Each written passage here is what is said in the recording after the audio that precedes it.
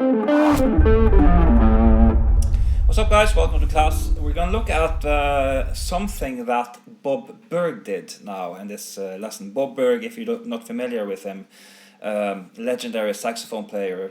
I heard him first play on Mike Stern's records, but you know, he's done lots of stuff. He's played with Miles Davis, and you know, this solo that we're going to look at today is from a record by Chick Corea, which he also played on, called. The song is called The Wish, and the record name escapes me right now. I'll get back to that. Anyway, it's with Chick Corea, Bob Berg on saxophone, John Patitucci on bass, and Gary Novak on drums. Acoustic record. Let me just play it for you, a stretch of this solo, and we'll get to the part. It's just a couple of bars that we're going to look at today.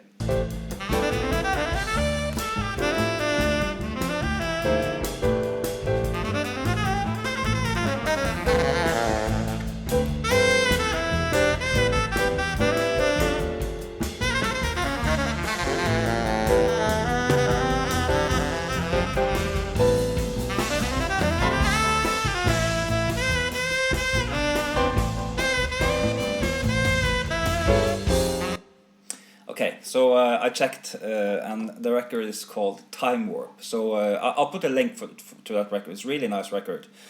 Chick Corea, Time Warp, and the song is called The Wish. So the stretch that particularly interested me in the solo is this one.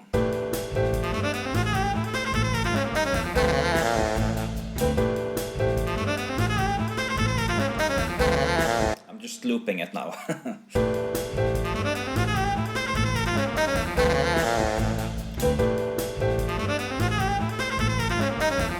This is, you know, such a typical kind of saxophone thing to play, I feel. So we'll also find out how, you know, will these notes sound when we play them on guitar. So first now we'll just go through what it is, and then after that we're gonna, you know, break it down in bits. It's pretty complex as it is now, but if we take the small pieces and you know, there's a couple of tricks you know, that you need to understand to be able to use it in your own soloing, and we'll get to that too. But first, let's just see how it sounds on guitar. I'll try to just play along with this.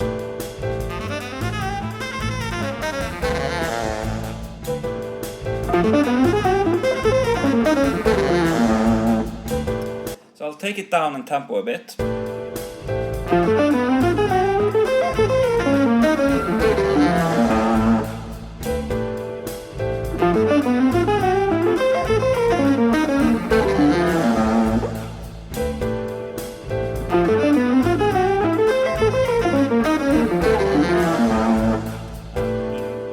Even further down in tempo.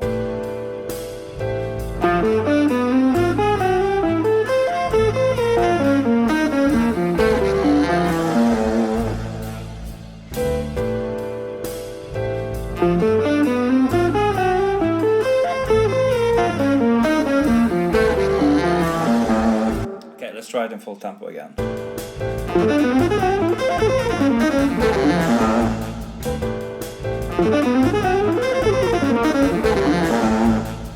Okay, let's look at what it is. You can look at the PDF and you know, follow along. The chords, it's the chords. It's in the key of A minor, and the chords are a D minor, A minor, vamp kind of thing.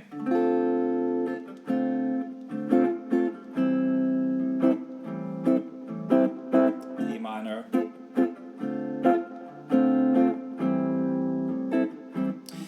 And this lick is played on A minor, which is the home key. So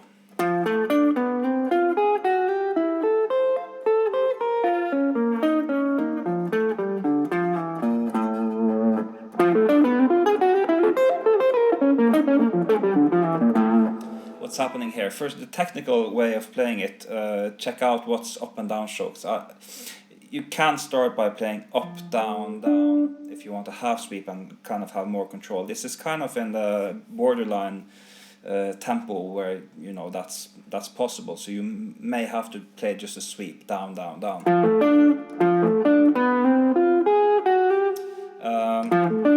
And then again up, slide, down, down, up, slide.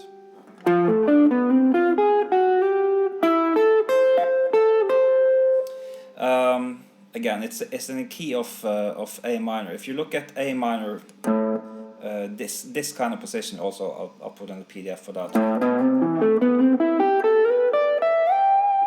That kind, as opposed to that kind of box. So it's kind of something in between an arpeggio and a scale, but that's kind of the area that we're circling around. So it's starting with, what is this? You could say it's a D minor arpeggio, but it's still close to A minor. F minor triad, right? D minor, F minor, A minor. So F minor is not in the key of C, right? C major. C major doesn't contain an F minor triad. So how can we kind of look at why this works?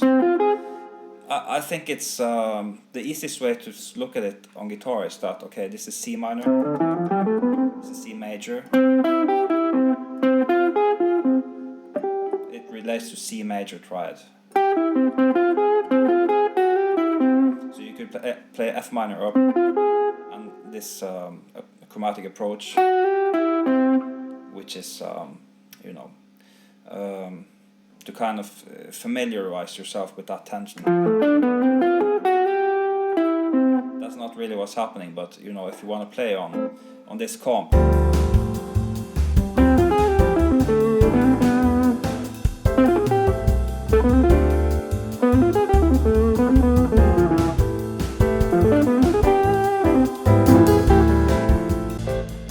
maybe not so,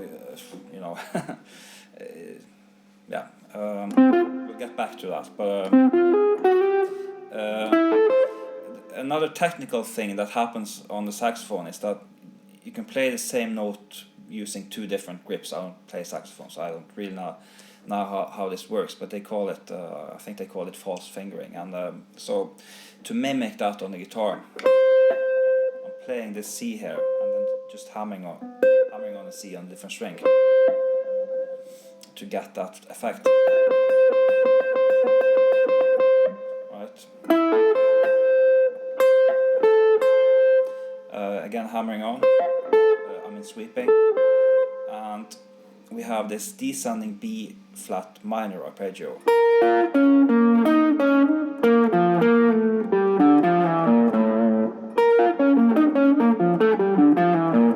Which leads into something else. So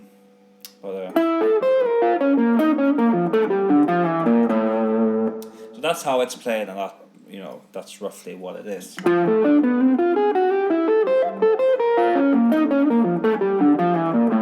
So we have D minor triad,